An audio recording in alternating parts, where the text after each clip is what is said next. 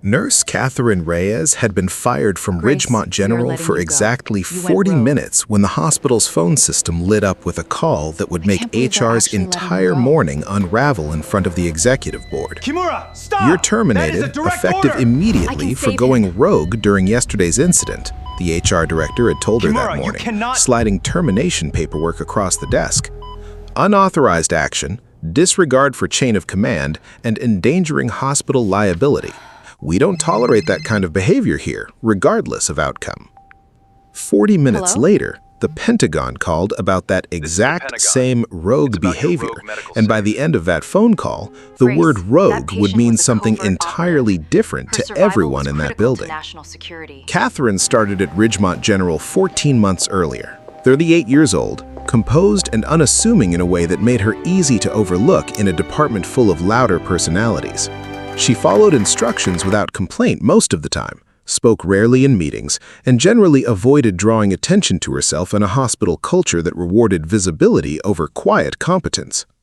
Dr. Preston Cole, the ER's assistant medical director, had noticed her quietness early and interpreted it, incorrectly, as a lack of initiative. "She's reliable but unremarkable," he told the HR director, Vanessa Pruitt, during Catherine's 6th month. "Follows orders well. I wouldn't expect her to handle anything requiring real independent judgment." Vanessa hadn't argued, filing the assessment away as one data point among many in a growing personnel file that would, over the following months, shape exactly how the hospital's administration viewed Catherine Reyes. What nobody at Ridgemont knew, because Catherine had never volunteered the information during a standard civilian hiring process that hadn't required full disclosure, was that she had spent 9 years as an Army combat medic and later transitioned into a highly specialized role supporting classified special operations medical evacuation missions, a role that had involved exactly the kind of independent, high-stakes judgment calls that Dr. Cole assumed she was incapable of making. Her quiet reliability wasn't the absence of decisive capability. It was the product of training so extensive and so consequential that civilian hospital politics simply didn't register as worth the energy required to assert herself unnecessarily. She kept a small, sealed manila envelope in a safety deposit box across town, containing documentation from her military service that she had never once needed to reference in 14 months of quiet, competent civilian nursing. The incident that led to her termination occurred on a Wednesday afternoon during what began as a routine multi-vehicle accident response and rapidly escalated into something considerably more complicated. Marcus Webb, 34 years old, arrived at Ridgemont's ER following a serious car accident, his injuries severe but seemingly straightforward. Multiple fractures, moderate blood loss, a mechanism of injury the trauma team assessed quickly and confidently as standard blunt force trauma requiring surgical stabilization. Dr. Cole, running the trauma bay that afternoon, moved through the standard treatment protocol with practiced efficiency, ordering imaging, stabilizing fractures, preparing the patient for surgical transfer. Catherine, assigned to assist with the case, noticed something in her initial assessment that immediately concerned her in a way that went well beyond the standard trauma presentation.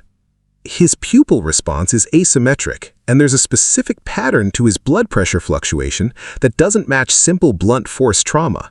I think there's something else going on here beyond the fractures. "He's got significant blunt force trauma from the accident," Cole said, reviewing the imaging results. "Asymmetric pupils can happen with head trauma from an impact like this. It's accounted for in the treatment plan."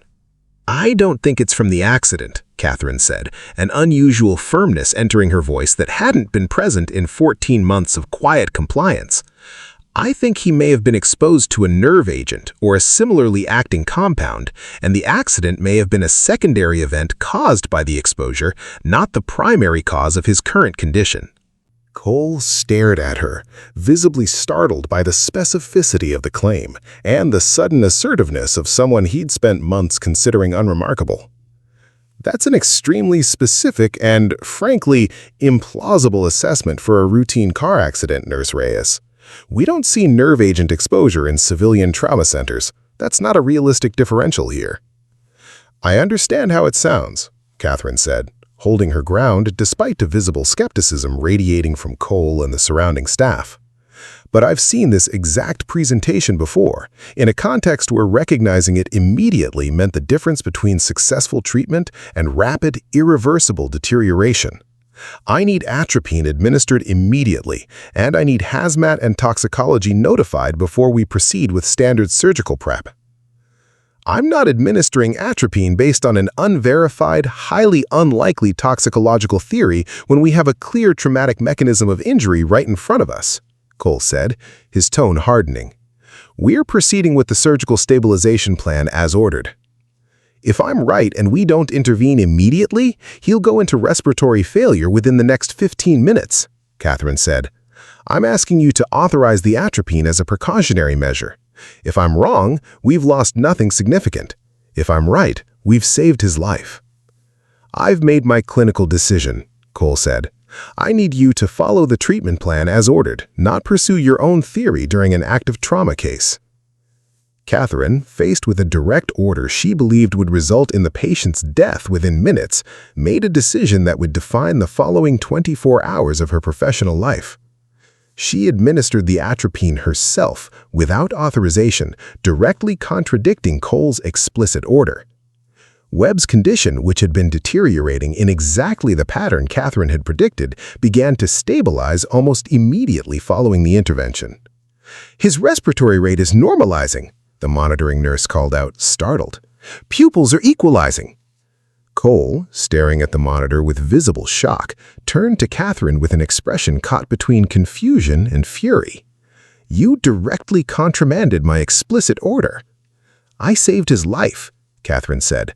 I'll explain everything afterward, but right now he needs continued monitoring and we still need hazmat and toxicology involved, because if I'm right about the exposure source, this isn't an isolated incident. Something caused this exposure, and if it's environmental, there could be other victims. Cole, too shaken by the immediate, undeniable success of the intervention to argue further in the moment, allowed the treatment to continue, though his expression made clear that the conversation was far from over. Webb stabilized fully over the following hour, his condition improving steadily once the correct treatment had been applied, precisely as Catherine had predicted. But the incident, however successful, triggered immediate institutional concern. Cole reported the unauthorized medication administration to hospital administration that same afternoon, framing it in terms that emphasized the insubordination rather than the outcome. She directly contramanded my explicit clinical order and administered medication without authorization, Cole told Vanessa Pruitt in an emergency meeting later that day. Regardless of the outcome in this specific case, we cannot have staff simply overriding physician decisions whenever they believe they know better. That's an unacceptable liability and safety risk, and frankly, her theory about nerve agent exposure sounds more like something from a television drama than legitimate clinical reasoning. Vanessa, reviewing the incident with growing concern about institutional liability rather than clinical outcome, moved quickly toward termination. This represents a serious breach of chain of command and unauthorized medical intervention. Regardless of the eventual outcome, we cannot tolerate staff going rogue and overriding physician orders based on personal theories, however they turn out. You're terminated effective immediately. Catherine, listening to the termination without significant protest, gathered her belongings and left the hospital that morning, her badge deactivated, her 14 months of quiet, competent service reduced entirely to a single unauthorized decision that had, in fact, saved a man's life. She had been home for exactly 40 minutes when her phone rang, an unfamiliar number with an area code she recognized immediately from a previous chapter of her life. Catherine Reyes? The voice on the other end said. This is Colonel Marcus Whitfield calling from the Department of Defense regarding an incident yesterday at Ridgemont General Hospital involving a patient named Marcus Webb. Catherine's stomach tightened. I'm listening. Webb was involved in a classified transport operation that was compromised yesterday afternoon. The vehicle accident you treated him for was a secondary event caused by exposure to a nerve agent compound that was part of a shipment he was unknowingly transporting security detail for following a containment failure. We've been tracking this incident since it occurred, and your intervention, identifying the exposure and administering the correct antidote before the standard hospital protocol would have caught it, likely saved his life and prevented a mass casualty nerve agent exposure event, given that the compound's release patterns suggested it could have affected a wider area if the exposure source hadn't been properly contained afterward based on your identification. "How did you know I was the one who treated him?" Catherine asked. "Your service record flagged in our system the moment your name was associated with the case. Former Army combat medic, subsequent classified medical support role. We've been aware of your background since you left service.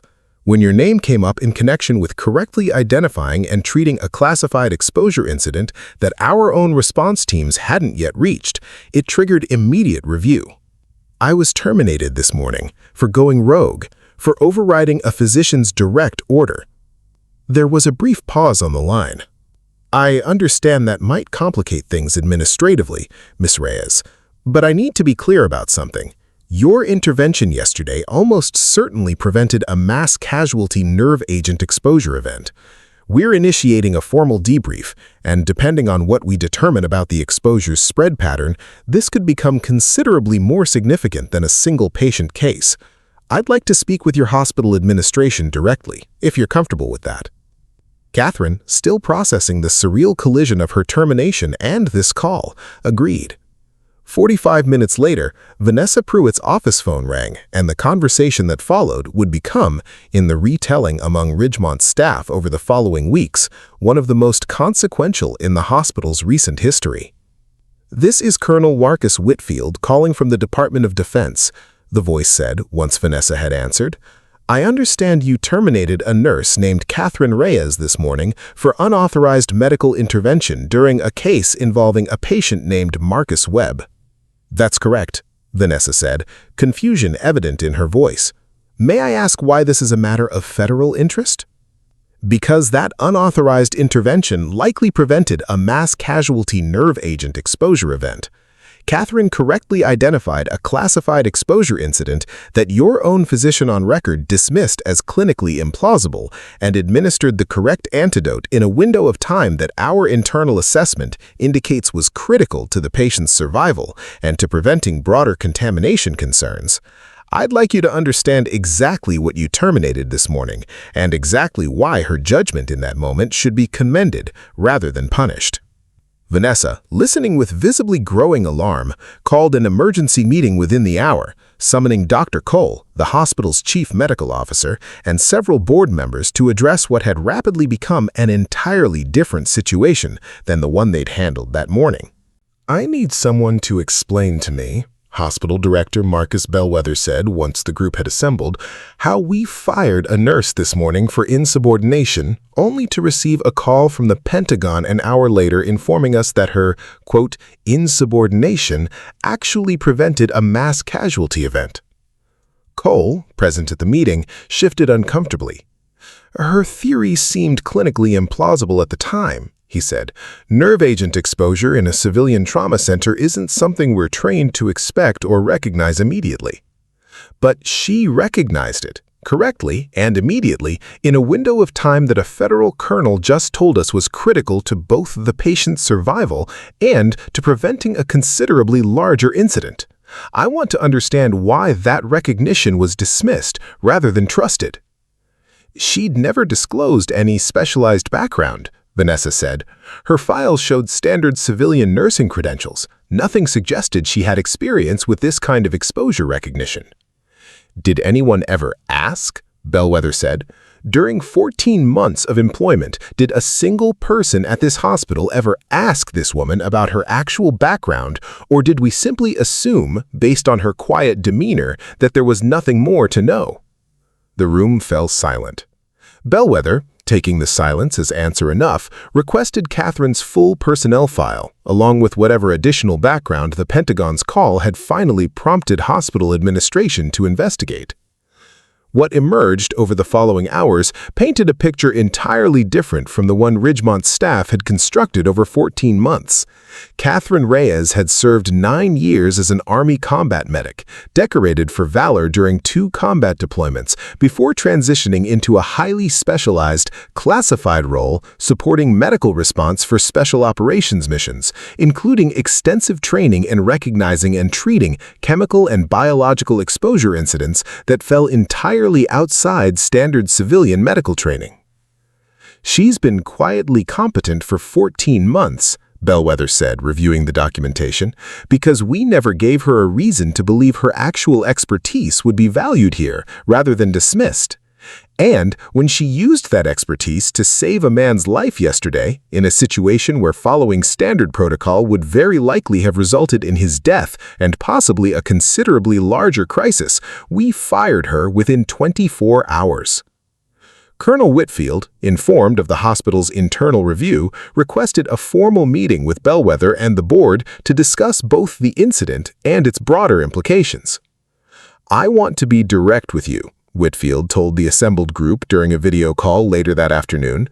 "Ms. Reyes's intervention yesterday prevented what our containment teams have now confirmed could have become a significant public health incident, given the compound's exposure pattern and the population density in the area where the initial containment failure occurred.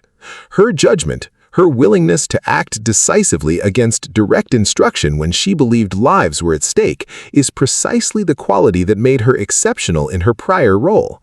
I understand she's been terminated. I'd strongly encourage you to reconsider that decision, both because it's the correct thing to do given what actually happened, and because, frankly, the public relations implications of this story becoming known, with your hospital having fired the person responsible for preventing a mass casualty event, would be considerably worse than simply admitting the mistake and correcting it." Bellwether, already inclined toward reversal before Whitfield's call, but now facing the practical reality of the situation as well, moved immediately to address it. Catherine received a call from Bellwether himself within the hour. "I'd like to formally reinstate your position effective immediately," he said. "And I'd like to offer a genuine, considered apology for what happened this morning.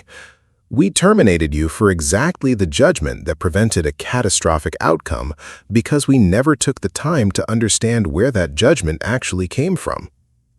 "I appreciate the reinstatement," Catherine said, "but I want to be clear about something. I'm not interested in simply returning to how things were.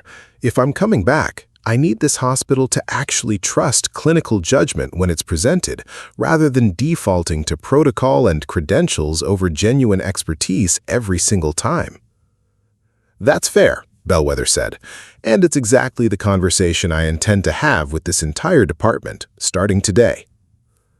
Dr. Cole, informed of the reversal, requested a private meeting with Catherine before her return. "I dismissed your assessment yesterday because it sounded implausible to me, based on standard civilian trauma training," he said. "I never once considered that you might have specialized experience that made the assessment considerably more plausible than I assumed. I owe you an apology, and considerably more consideration going forward that I've given you over the past 14 months. "I appreciate that," Catherine said, "but I'd also ask you to consider something else. 14 months of quiet competence should have earned some baseline trust on its own, regardless of whether you knew my full background. The assumption that quiet means unremarkable is exactly what almost cost a man's life yesterday." Cole, absorbing the point with visible discomfort, nodded. "You're right," he said. "That's on me." Marcus Webb, recovering steadily under continued monitoring, asked to speak with Catherine once he was lucid enough to understand what had happened. "They told me you saved my life," he said, "that you went against a direct order to do it. I did what my training told me was necessary, regardless of what anyone else believed in that moment. I appreciate you got fired for it before they figured out what actually happened. Briefly, institutions sometimes need a considerably larger wake-up call than they should before they reconsider a mistake."